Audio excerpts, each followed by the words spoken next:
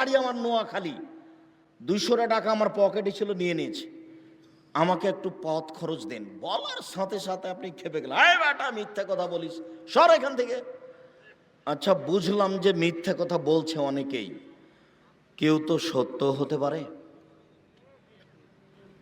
জীবনে কোনোদিন কোনো পথিক টাকা চেয়েছে তাকে ফিরিয়ে দিবেন না।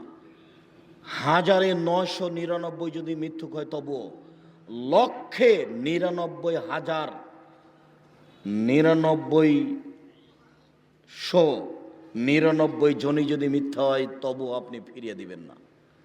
চেয়েছে 500 টাকা, 50 টাকা দিয়ে দিন। কেন? পথিক সত্য কথা বলতে পারে।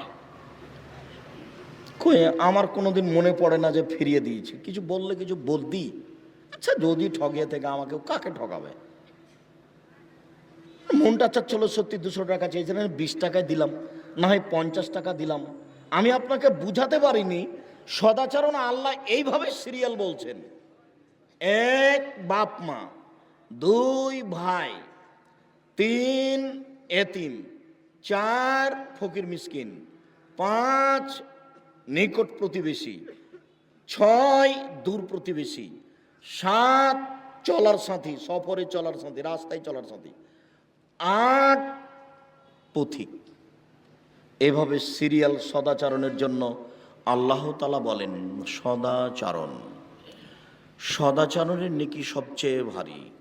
সম্মানিত দিনী ভাই বোন, বিচারের মাঠে মানুষের পাপ নেকি ওজন হবে।